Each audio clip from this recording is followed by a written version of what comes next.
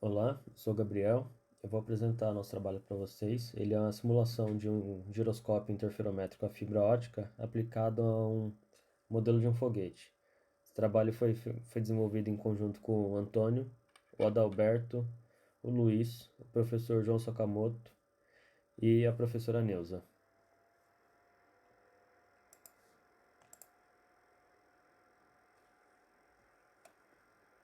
Esses são os tópicos da apresentação. Então, esse trabalho a gente quer simular um sistema de navegação e controle para um veículo lançador de microsatélite, nesse caso utilizando a dinâmica do VLM-1, e considerar fontes reais de ruídos para os giroscópios, simulando giroscópios a fibra ótica e giroscópios de grau tático MEMS. Esse é o diagrama de blocos da sistema de controle e navegação, considerando a dinâmica do veículo aqui. Anteriormente, esse trabalho foi desenvolvido pelo Adalberto no mestrado dele, e esse bloco de sensores inerciais, ele era ideal. Então, toda atitude que chegava aqui passava sem nenhum ruído adicionado, e toda aceleração também era considerado ideal. Então, o intuito é simular sensores reais para ver como esse controle de navegação se comporta, se ele é robusto para conseguir se comportar nessas condições. Os ruídos para a gente simular os giroscópios são o Angle Random Walk, que é um ruído branco, é um ruído gaussiano. Normalmente ele é dado em graus por raiz de hora para os giroscópios. Tem o Bias Drift, ele é em graus por hora. Ele é um ruído mais lento. E tem o Rate Random Walk, que ele é mais lento ainda. Ele é dado em graus por hora por raiz de hora. E aqui o RW. O RW, como ele é dado nessa unidade meio estranha de graus por raiz de hora, ele tem uma interpretação bem direta para ele ser fornecido dessa forma.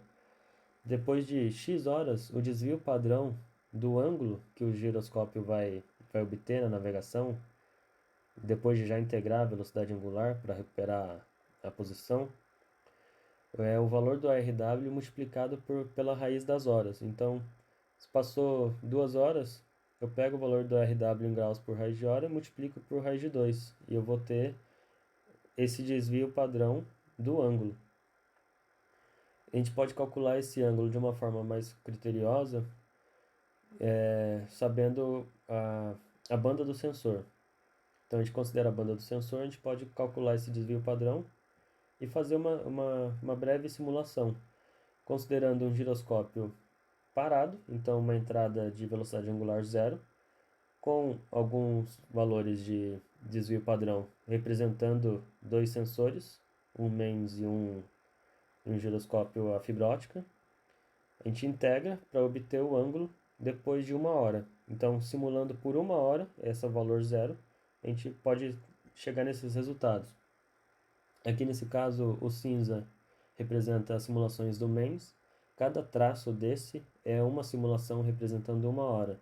Então aqui tem 1000 simulações para cada sensor. Então o cinza é o MEMS e o azul é a fibra. Aqui, depois de 1 hora, a gente pode pegar esse último ponto, a posição dos ângulos no final da 1 hora, e fazer um histograma e calcular o desvio padrão. Então, calculando esse desvio padrão, para o MEMS, a gente recupera um valor de 0,15 graus depois de 1 hora. E aqui, 0,15 graus por raiz de hora. Já aqui, no giroscópio a fibra, 5,44, 10 a menos 4. 5,4, 10 a menos 4 era o valor de entrada do ARW. Então, é um jeito bem prático de se interpretar esse valor de ARW. Para simular os outros ruídos, nesse trabalho a gente considerou 3 modelos. O primeiro modelo, desenvolvido nessa referência aqui, bem detalhado esse estudo, considera um RW como uma função gaussiana. O bias drift é uma função gaussiana passada por um filtro IIR truncado. O RRW é uma função gaussiana integrada. Daí tem o modelo 2, que é uma função já do próprio MATLAB, só que você fica preso à plataforma e também ao pacote, né? Você precisa ter o pacote específico para poder usar essa função. E o modelo 3 foi feito baseado nessa referência aqui, que já é mais antiga, mas funcionou muito bem. E o bias drift é uma função gaussiana integrada, muito parecido, na verdade, exatamente o mesmo que é o RRW no modelo 1. E o ARW é a função gaussiana. E a gente só usa esses dois valores. Nos outros dois modelos você tem que alimentar os três, o ARW, o bias drift e o RRW. A metodologia do trabalho é a seguinte, é simular os três modelos, com um giroscópio com os três modelos, medir os valores com uma variância de Allen, recuperar esses valores de ruídos do nosso sinal simulado, comparar esses valores de ruídos recuperados com os valores que a gente colocou para alimentar os algoritmos e depois aplicar o modelo do giroscópio na simulação do foguete. Então, para recuperar os ruídos com a variância de Allen, a gente faz da seguinte forma: a variância de Allen é uma dupla média. Então a gente começa fazendo médias móveis com poucas amostras, por exemplo, 2 amostras, e a gente vai ter as médias a cada 2 amostras são esses pontos vermelhos. Então a gente faz uma outra média desses pontos vermelhos e obtém esse ponto aqui embaixo. Esse ponto aqui, o primeiro ponto. A gente vai aumentando a quantidade de amostras para fazer a primeira média e depois faz outra média e obtém o segundo ponto. E até que chega no caso extremo em que a gente tem uma média de metade de toda a amostragem. E daí, com esses dois valores, a gente faz o último ponto e obtém uma variância de Allen. Normalmente o gráfico tem esse perfil, ele começa a decair até que os ruídos começam a aumentar novamente. A partir desse gráfico a gente consegue recuperar esses valores de ARW, Bias Instability, no ponto mínimo e que a inclinação é zero, o RRW a inclinação é meio positivo e o ARW é meio negativo. E tem essa tabela em que a gente pode seguir essas contas, né, para recuperar esses valores. Por exemplo, o ARW no ponto meio, inclinação meia, menos meio, pegar o valor em 1 segundo, aqui no valor de correlação do tempo aqui de 1 segundo, dividir por 60 vai dar o valor de graus por raiz de hora. E pode fazer isso para todos os outros valores.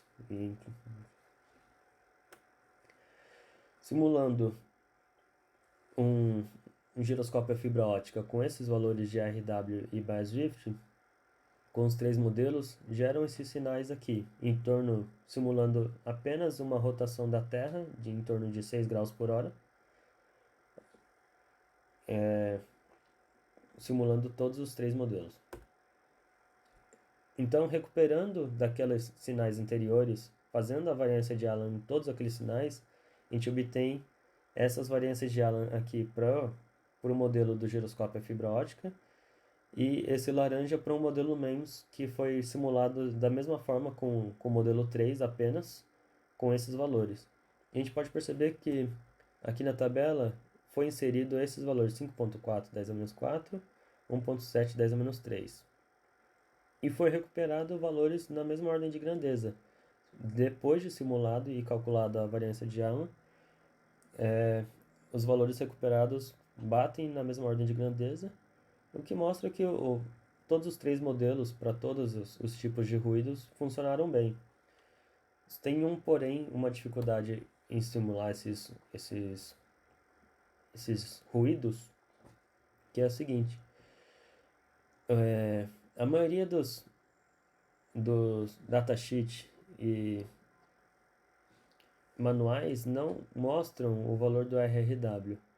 E o modelo 1 e 2 precisam desse valor de RRW para a gente conseguir fazer essa simulação de uma forma ideal. Porque se não coloca esse valor de RRW, essa parte da variância de Allen que representa esse ruído, ela não existe.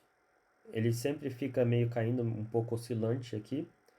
E na hora de calcular o bias drift, esse ponto mínimo é impreciso. Então, a simulação não funciona direito e recuperar os valores também não é uma coisa confiável.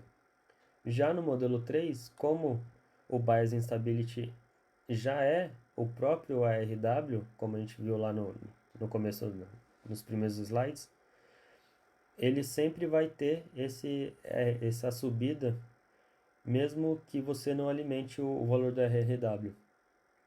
Ele já está lá, ele percebe que o valor de bias não bate exatamente, precisaria fazer uma leve calibração ainda no modelo, mas ele não precisa de nada além desses dois valores para simular. Então, pegando esse modelo do giro a fibra, simulando com o modelo 3 e um MEMS simulando com o modelo 3 também, a gente colocou ele naquele diagrama de blocos de controle do foguete. Aqui percebe-se que a atitude, o controle de atitude foi feito, continuou estável, apesar do MEMS ter uma variação maior aqui, devido ao RW aqui ser ordem de grandeza maior, faz sentido ter essa variação, mas o controle ainda continua estável na atitude. E no outro eixo de rotação, teve uma variação de 0,4 graus, mas isso é muito provavelmente devido a outras dinâmicas que está envolvido na simulação.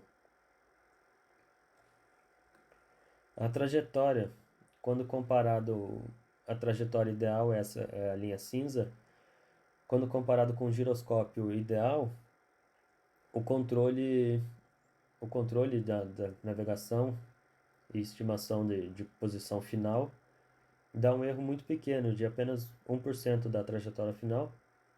Então, mais de 20 km viajado, ele errou 200 metros na posição final. Já com os giroscópios com ruídos inseridos na simulação, esse erro aumenta para 16% e para 20%, o que dá um erro de 4,66 km e 5,92 km por MEMS. E a gente percebe que apesar do MEMS ter valores de ruídos RW, Bias Instability, ordens de grandeza maior do que o giroscópio a fibra ótica, ele na simulação da trajetória, essa diferença não é tão perceptível assim entre os dois. Porque essa simulação, ela ela dura aqui um pouco mais de 80 segundos. Ela é só o primeiro estágio de lançamento. Então, concluindo, a atitude do veículo continuou estável, foi estabilizada pelo sistema de controle corretamente, com ambos os giroscópios, tanto o MEMS quanto o giroscópio a fibra ótica. Essa simulação ainda precisa de melhorias para conseguir controlar não só a atitude, mas também a trajetória final, manter o veículo mais próximo da posição final desejada. Para futuros trabalhos, pretende-se implementar mais elementos no algoritmo de controle e navegação para tentar fazer essa melhoria da trajetória e uma simulação mais longa, de missões mais longas, considerando horas, para saber que aí sim essa diferença entre MEMS e o iFog e o giroscópio a fibra vai ser mais perceptível, muito provavelmente mais perceptível. Obrigado.